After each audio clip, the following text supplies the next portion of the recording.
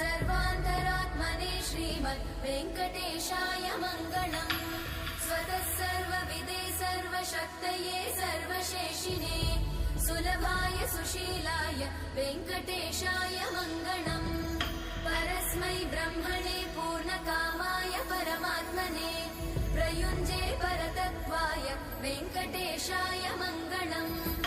आकालतत्त्वमशान्तमात्मनामनुपश्यताम् अतृप्त्यमृतरूपाय वेङ्कटेशाय मङ्गलम्।